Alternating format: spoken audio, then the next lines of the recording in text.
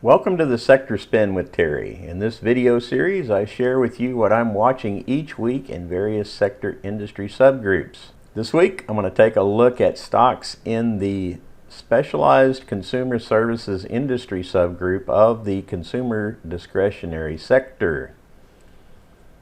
First, let's take a look here at the industry list. So, how did I select this list for today's analysis?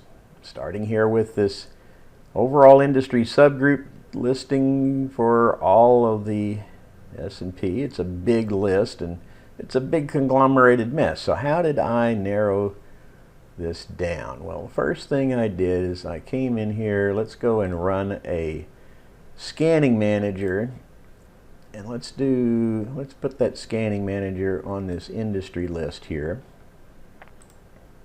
And I want to screen for northeasterly heading, so I'm just looking at everything that's got a heading between 10 and 80 degrees.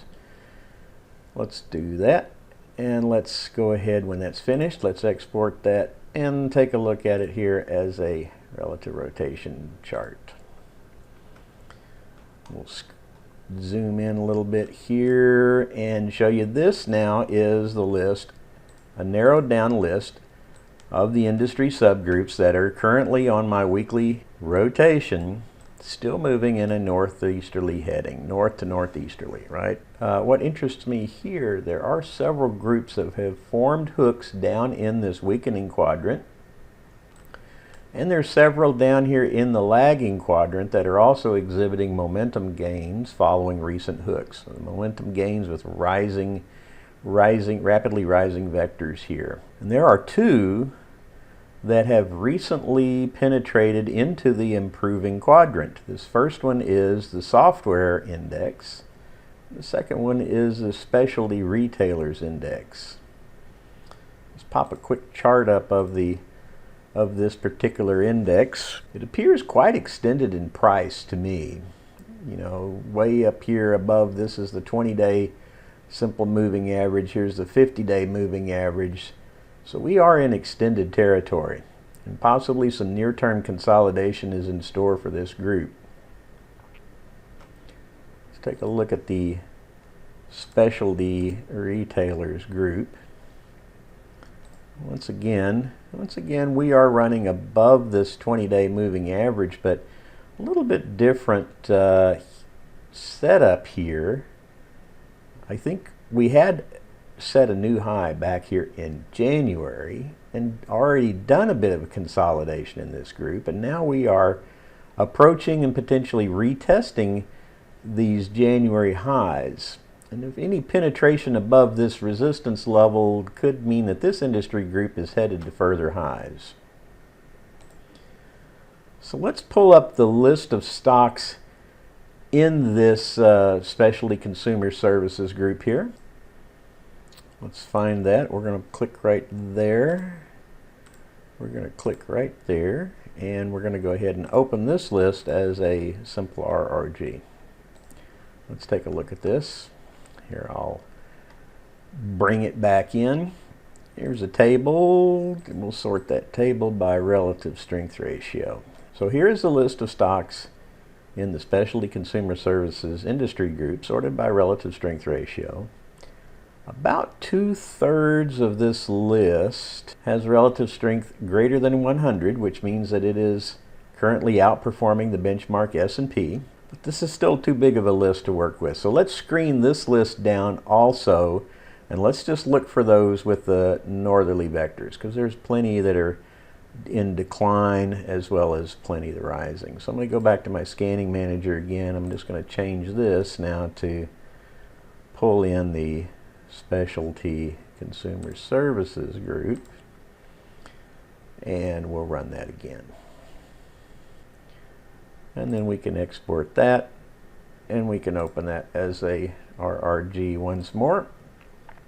Now our list is much more tighter. So what I'm going to do, I've already got this in a different format. I'm going to open this narrowed down list into a custom page layout so we can screen the price charts more easily. Now let's run down this list. I have this list sorted by market cap, and like I said, with the markets trading in extended territory today, I'm not necessarily looking to add a position at current price levels, but I would like to analyze each of these strong stocks that we found to find convenient support levels at which I may want to make some future entries. Let's take a look here, starting with eBay. And we'll find eBay on the list over here. If you'll look down in the rotation chart, you'll see when I highlight it there, you can see it turn bright yellow. So that'll give an indication where we are right now in the rotation. And if I take this and I move this vertical line back, we can find a point where eBay reached its minimum here in November. And it's basically been on an uptrend ever since. But really, eBay did not break out of this downtrend channel until about January 8th or so.